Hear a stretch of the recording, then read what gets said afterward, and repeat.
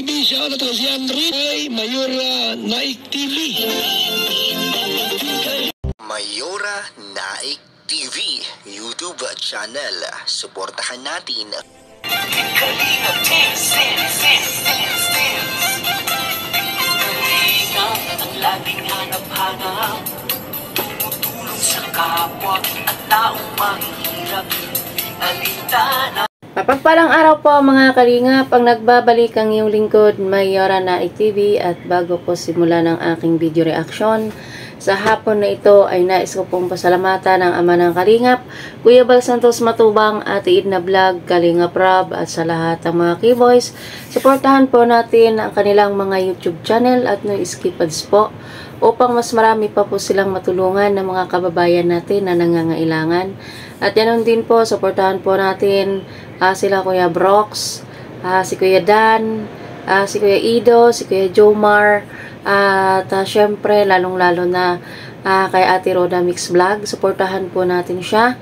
At sa kapwa ko mga karipa, suportahan din po natin. At yan nga po ang ating bibigyan na reaction ngayong araw na ito, ay mapapanood na kabuuan sa YouTube channel ni Ate Roda. At ito ay hindi na po natin patatagalin, kung saan si Rina ay nag-aaral, at makikita natin dito sa video na ito.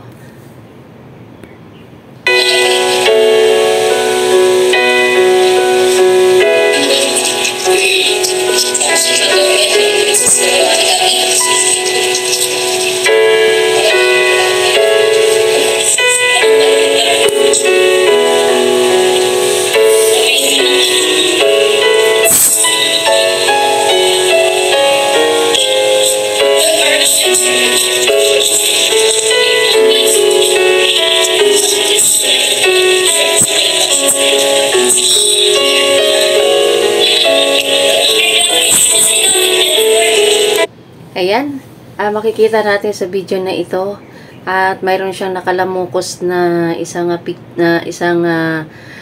papel na mayroong mga sulat, at mayroon din siyang papel doon na sinasagutan niya. Kumbaga, ay binuksan niya nito at kinukumpara niya kung tama ba yung nandoon sa isa niyang papel asa dyan sa nakalamukos na yan na papel na may punit ba. Ayan, talagang si Rina ay prosigido siyang mag-aral, at makikita mo sa kanya na talagang gustong-gusto niya. So, ayan.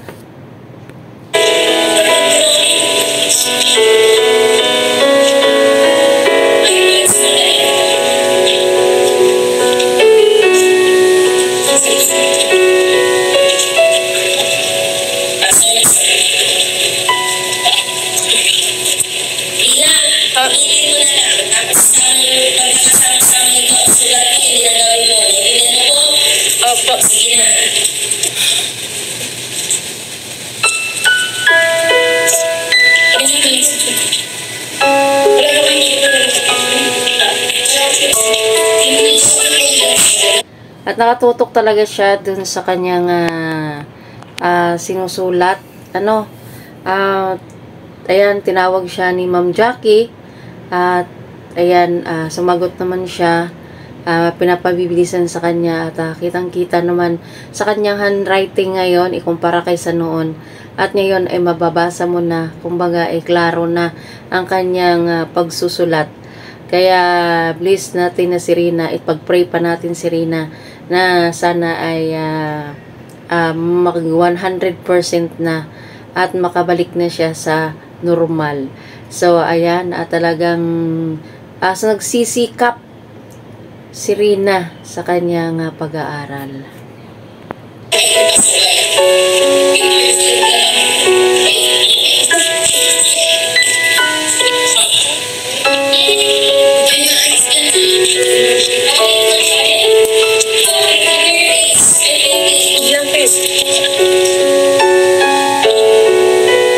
Ayan, nahuli niya, nakuha niya yung last nasasagutan niya, nakita niya dun sa nakalamukos na papel na yon.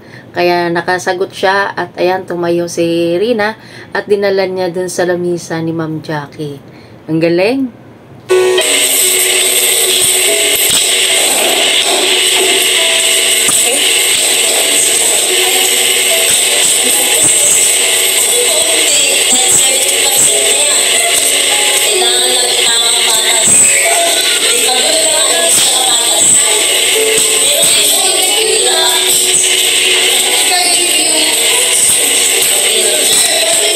At ito naman na ito, nakikita natin sa kanyang pagsulat na siguro itong kanyang sinusulat kasi hindi natin makikita yung kanyang papel kung ano, siguro yung Paris ba, yung kung saan yung isa at itutok mo doon, dalhin mo doong lapis dun sa kanyang kapartner. Ayan siguro yung kanyang sinusulat kasi nakikita natin sa kanyang paghawak ng ballpen na gumuguhit siya mula dun sa taas hanggang dun sa baba. Kumbaga, inaano niya, hinahanap ang kaparis kung nasaan yung kaparis na iyon. Kaya ayan, nakikita natin.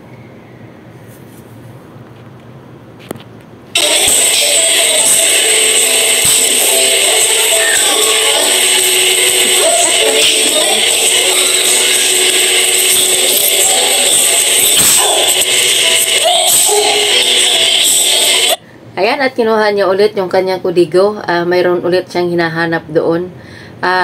Kung saan siguro baka may sagot siya o may idea siya na makakita siya ng tamang sagot doon sa luma niyang papel.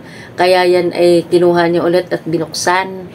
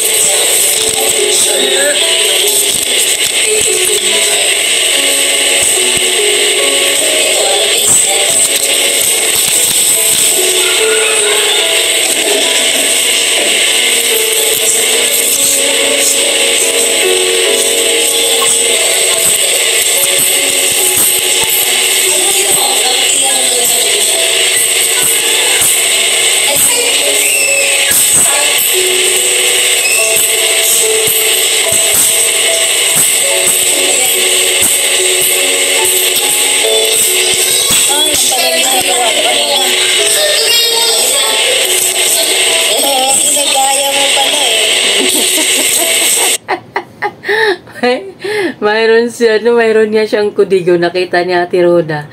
Sabi nga ni Ate Roda, ginagayan niya. Kaya yung sagot doon dito sa isa, yun din ang sagot siguro doon sa baba, sa isa. Kaya ginagaya niya, hinahanap niya kung nasaan yun. Kaya sabi nga ni Ate Roda, ay ginagayan niya.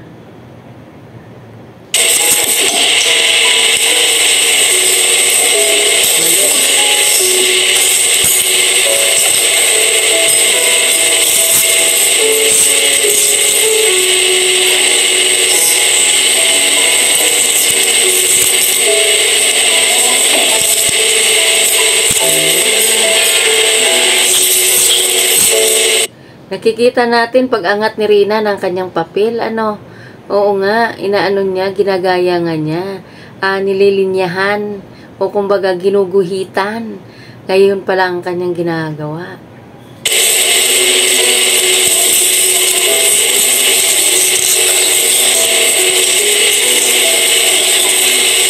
At alam niyo ang napapansin ko dito, kaya sa kamay ni Rina, ay kumbaga mahaba na malakandila ang kanyang mga daliri.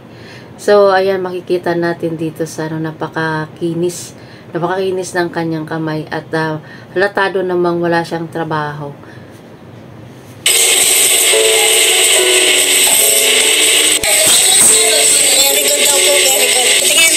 Ayan, natapos na rin si Rina at dinala ulit doon kay Ma'am Jackie yung kanyang gawa. At lalagyan na ng i-check na ni Ma'am Jackie yung kanyang gawa kung tama ba o mali. Pinaghirapan niya ng bongga-bongga. Lagyan natin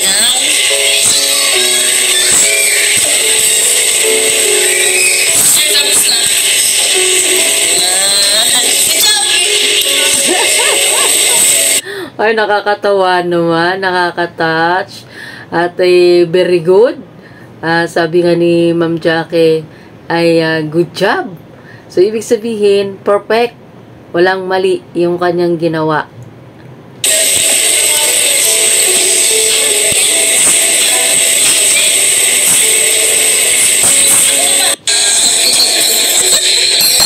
Ayan, dito na tayo sa part na ito kung saan ay pinangako kasi ni Ate Roda na pag siya ay maka-very good ay ititreat siya ni Ate Roda ng halo-halo. Kaya sila ay pumunta dito sa isang restaurant at nag-order sila ng 3 ng halo-halo at mayroon pa kasamang palabok. Akala ko nagme-merenda. Usapan nga natin, halo-halo lang eh. Kasi nagdagan ko ng palabo. Wait lang. Ikaw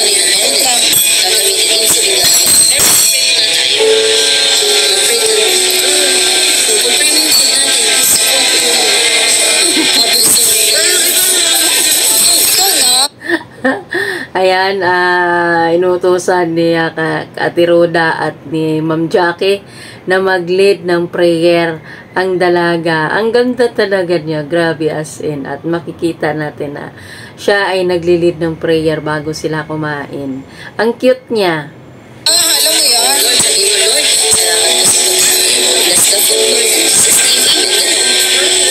Dali na, magpatay ka kay Lord dito. Ayan, dito sa tubig. Ayan, saka sa halo-halo.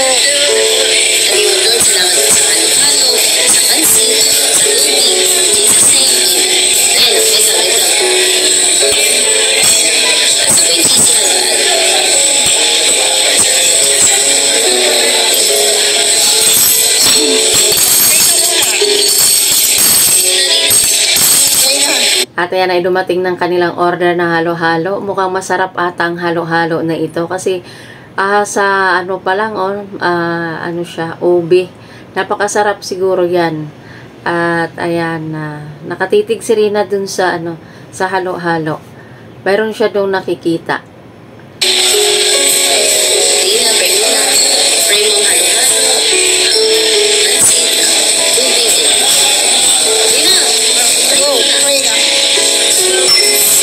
At ayan, nakikita natin na ngayon nagsimula na si Rina mag-pray ng kanilang pagkain.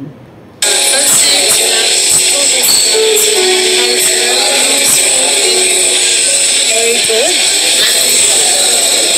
Bakit? Ano nangyari? At bakit pinalit niya yung kanyang halo-halo dun sa halo-halo ni Ate Roda?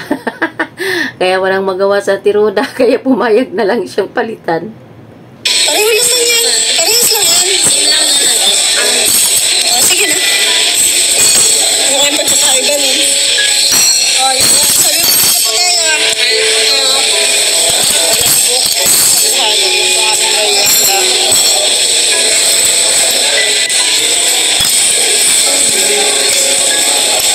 May lechon pa siya. Ay, nakalma.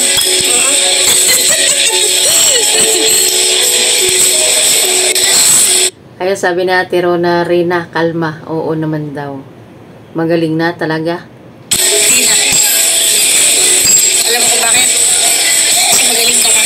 So, kailangan next year, 6:30 ang pasok mo. May 7:30 pa lang pasok. At ano mo na siya, nalagyan mo siya ng alarm, nakapagtulog ko rin kayo sa kanya. Pero nga ha, yung alarm clock, yung nagalaw na ano siya. Nandito na po kami sa... At ayan, hanggang dito na lang ang ating kaunting video reaction sa upload ni Ate Roda at maraming salamat sa inyong panonood. So hanggang sa muli, big love shout out sa inyong lahat dyan. Bye-bye!